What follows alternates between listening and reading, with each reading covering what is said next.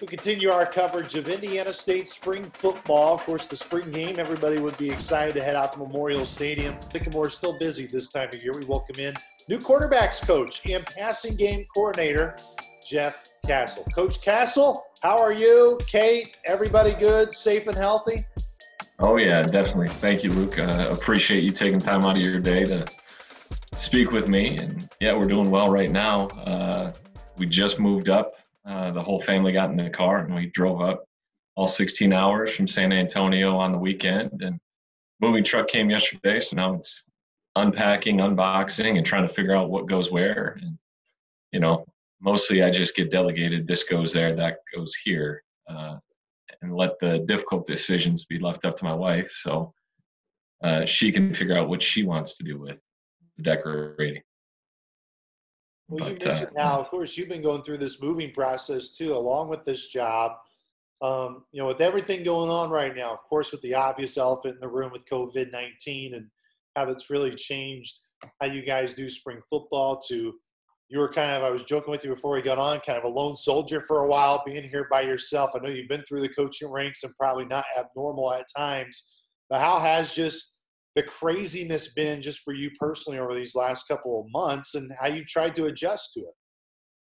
Yeah, and the thing of our current situation is most of the time you get a chance to work with the guys and get to know them personally face to face, and they get to come into your office and hang out and talk and chat. And, thankfully technology has allowed us to do that via Zoom and Discord and FaceTime and all the different platforms. But obviously, we've got three guys who have played quite a bit at the quarterback position with Curtis Wilderman, Gunnar C., and Michael Hopper. They've all had roles and played significant snaps. But, unfortunately, we didn't get a chance to work with them in the spring. But obviously, when we get into training camp, whatever that looks like, and when we get into the season, we'll have to learn each other very, very quickly. But very excited because they're all eager to learn. They're all eager to work. They all want to get better. And that's the main goal, is to get as good as we possibly can be individually, because as a result, the whole group will get better. I know a big part of this time, of course, as you mentioned, Coach Kastl, is being able to see your guys face to face and be able to get that much needed time on the field. I know there's really no substitute for that. But a big part of your role is being a teacher and getting to know your guys much more than just a football standpoint, also on a personal level. Even though none of us obviously wanted this to be the situation that we're in, how has this situation maybe sped up the process of at least getting to know your guys, maybe from a personal standpoint, because you get to spend a lot of time with them virtually and get to talk with them and sometimes maybe not just about football? Yeah, no, and we meet with those guys 3 times a week, and the main emphasis right now for those guys is to finish the semester strong. They're entering into the study week, and then finals week is next week, and because you haven't had as much time to talk about their performance on the field and coaching them up on the field, you've had other things that you could talk about and try and get to know them as people and try and get to know what are their goals, what do they want to accomplish this season. And it's really helped being able to spend some time with them, because there's nothing more valuable than your time that you can give somebody. I mean, it's more valuable than money, because you can't buy time. It keeps ticking away regardless of what you're doing.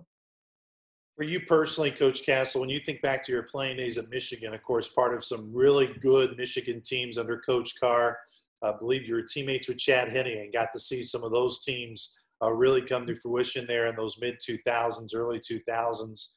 What was it about being a part of those teams that you still maybe latch on to and hold on to that have helped develop you as a coach today? I think the big thing that you found out, because you mentioned Chad Henne, and obviously Chad's still in the NFL, still playing in the NFL, but we had a Biletnikoff winner in Braylon Edwards. We had a Doak Walker Award winner in Chris Perry. We had a Remington Award winner in Dave Boss. I mean, we had, I don't remember if he won the Lombardi Award with, or not the Lombardi Award, but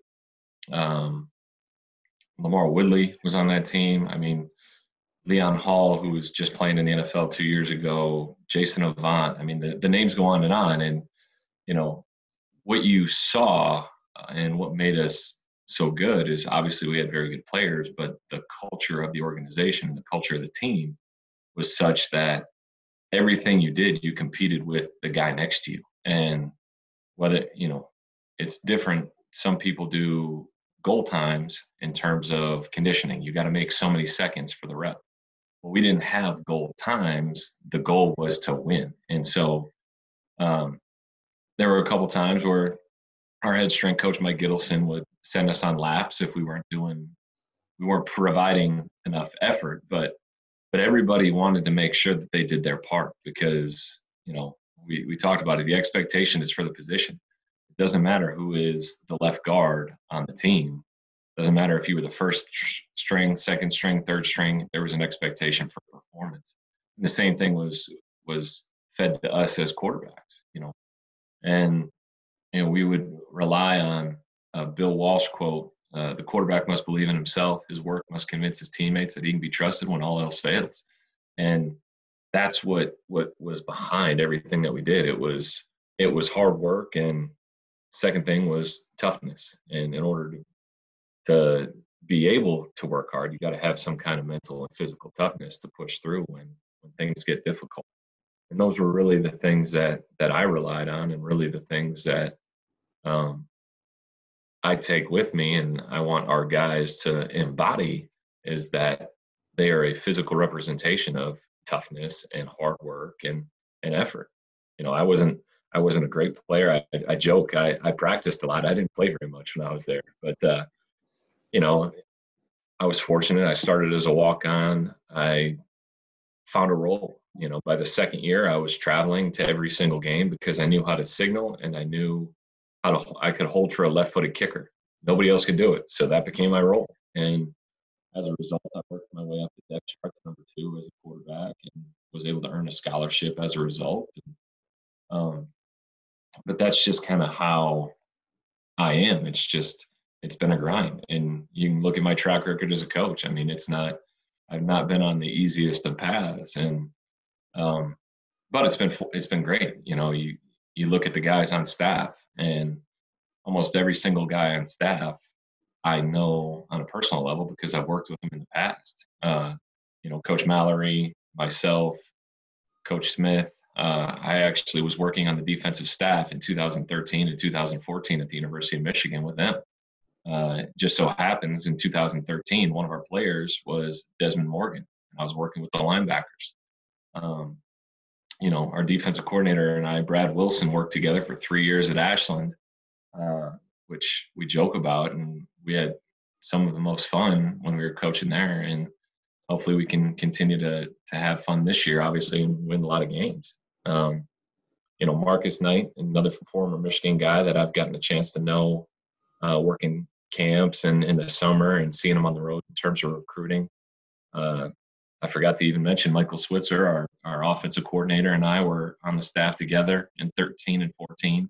Although he was I believe he was just 14, but he was on the offensive staff while I was on the defensive staff. Tyler Funk, I've known him since before he was a coach because his father was on that staff. And then the last 2 years, Coach Daryl Funk, former Sycamore, was our offensive line coach at UTSA. So I've known quite a few guys on this staff, and it's been really fun to get a chance to work with them again. I know connections is what the business is about, and I think anybody that really in any business, it's really about connections, and that's what helps you get from place to place. But sometimes not every coaching staff has all those connections. So for you, how has that been like, even though it's different right now with the virtual setup, but what's it been like to know at least you look around the room and there aren't many strangers? You have a long-lasting relationship with all of them. Right, and a lot of it comes down to expectations. You know what to expect from them, and they know what to expect from you. So there's, you can be a part of certain staffs and certain cultures where it's not as family oriented, and it's not as much of truly embodying a family. And you know, I've known Coach Mallory's children, and he knows my children. He's getting to know my children because he knew my oldest daughter Maeve because she was born in Ann Arbor while we were still on staff. But I was going to get to know our other two children, Hannah and Murphy. But it's those things. You know, when I first got here, it was a question of where I was going to live because they weren't coming up because we were looking to finish the school year potentially, and then obviously sped up our moving after everything that happened. But for the first, I think, month and a half that I was here, I was living in Mark Smith's basement. And like I said, he was the guy that I worked for in 2013. So he and his wife, Kim, were very gracious and generous enough to open up their basement. It was a beautiful palatial estate downstairs that I could walk out, go sit by his little pond that he lives by too. You brought up your background of how didn't have a scholarship, ultimately earned a scholarship.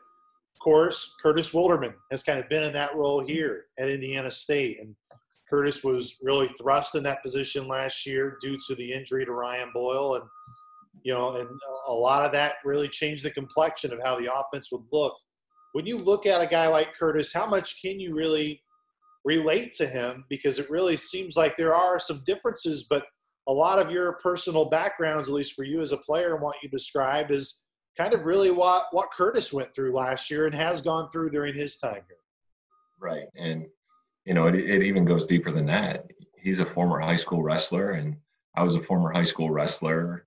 My father was a high school wrestling coach. So, had been around the sport a long time. And that's part of what you learn in that sport because you can't look to anybody else. It's a grind, and you just got to keep your mouth shut and work. And that's what he's been able to do. And he, it's cliche, but he really is a junkie, and he loves football. And, I think if you asked him, I don't want to put words into his mouth, but I think he would wishes he could be out there working right now and wishes he was able to do a little bit more football as opposed to just working on his schoolwork. Now he's got a tough load because he wants to be a doctor. So that's where we differ a little bit. He's a little smarter than me, but no, I mean, he understands his strengths. He understands where he's got to improve. And I can really appreciate that self-awareness from him. When you think of that room, and you mentioned guys that were able to get some on-field reps last year. Gunnar C came in. I know Gunnar really probably never got to 100% healthy last year, kind of suffered some injuries through fall camp, and then ultimately got back against Western Illinois and South Dakota in some games a year ago. Of course, Michael Hopper played such a key role in that Wildcat spot with Dom Daphne last year. What do you like about your position group, Coach Kastl, and what you've been, even though you haven't necessarily been able to see them in person and utilize some of the things you want to work on just from watching tape and just your observations and meeting with them? Right. The big thing I think when you take those two as well as Curtis is, and I mentioned it, is their willingness and eagerness to learn and get better. And that allows us to continue to progress. That allows us to continue to work. And they're open to coaching, and they're open to those suggestions that you do have because they understand that they need to be better. But, with Gunnar came in and he shows he does have some arm talent, and he does have the ability to throw the ball pretty well when he's consistent with his mechanics. And, that's what's exciting is trying to fine tune those so that he can do it repeatedly over and over and over and over and over again. And then Michael provided a spark, and, you would like to, on some of the practice tape, you can see he has the ability to throw the ball. And obviously being a high school quarterback, he throws a pretty tight ball that has a nice, pretty spiral as it goes through the air. So those things are fun and exciting, and they make you eager to get a chance to work with them more in depth. So really excited about kind of the trajectory and where we're going. It's just, obviously we got to put it all together. And obviously I know you're going to add, a transfer in Anthony Thompson. You'll get some other guys that will come into your room that ultimately you'll get to know. But obviously a lot of that will be figured out. Once you guys know, you'll get the call and come back and get back to work. But before that time happens, Coach Kastl, what's really your constant message to your group right now when you do meet? Yeah, the big thing right now is we need to make sure that whenever we do come back, we are physically in shape. And obviously we would like to have some volume on our arms so that because uh, that'll require us to throw the ball quite a bit. But the big thing is making sure we're physically in shape so we can just go. And we've got to have the ability to run. And as you look at it during a training camp, you look at your feet, you look at your legs. Those are the two things that fail you the most quickly. And if we're in physical shape, we'll get the rest of it squared away. And as long as we maintain some kind of activity level, we'll be all right once we finally get the all clear and we kind of start phasing in the plan for moving forward. Coach Kastl, of course, look forward to getting to know you better and more during your time here at ISU with us. And, it's been great to chat with you in the weight room when we had those conversations. Wish we had many more of them this Yeah. spring, but definitely look forward to whenever we get back together. I guess this may be the hardest question I've asked you, but how close is the nearest box you need to unpack to you right now where you're doing your interview at? It's pretty close. Directly over my shoulder, there's a box that's got a microwave I got to take out. So. Well, we'll make sure you can get back to unboxing. Coach, we really appreciate the time. Continue to stay safe to you, Kate, and the whole family, and definitely look forward to getting back together whenever that is. All right. Well, thank you very much, Luke. Appreciate everything that you guys do, and stay safe to you as well.